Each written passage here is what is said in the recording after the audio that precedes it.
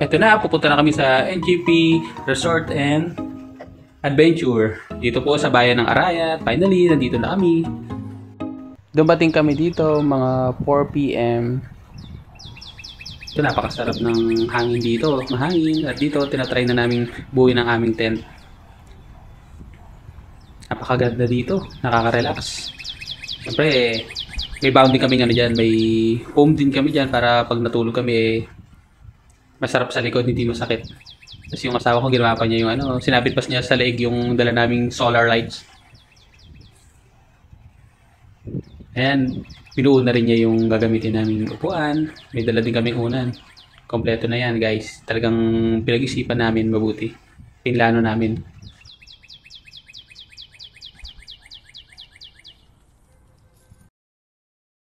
Dito, nag-prepare na kami ng hapunan namin para mamayang gabi.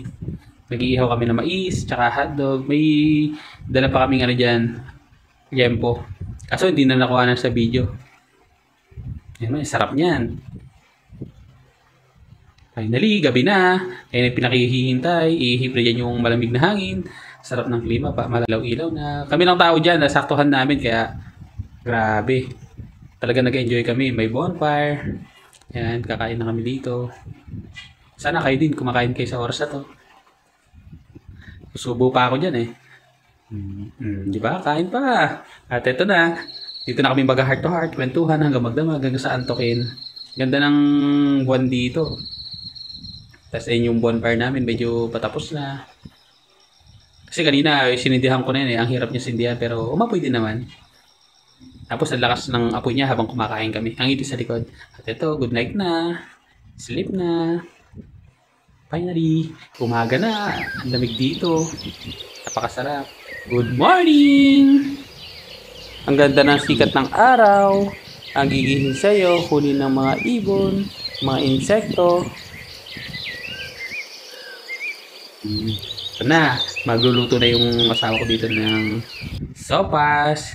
Una muna mantika, magigisa ka ng bawang, sibuyas. Lagyan ng konting pampalasa, carrots, gulay. Siyempre yung hotdog di mawawala at yung corned beef. Mekos-mekos na yan! Lagyan ng konting tubig para may sabaw. Nilagyan din ng gatas yan. Paminta. Ito na oh. Ang ganda dito guys. May kawa yan eh. Kaso napakalamig. Di na kami nakapag-swimming. Siyempre ako muna yung chef dito. Chef ko no. Nagluto ako ng daing. May eggplant. May dala din kaming egg na maalat, kamatis, sibuyas, at konting pipino. Sa oras na ito, malapit na maluto ang aming breakfast. 7 AM na, pero ang asawa ko, nakapantulog pa rin. Pirito din para ako dito ng saging.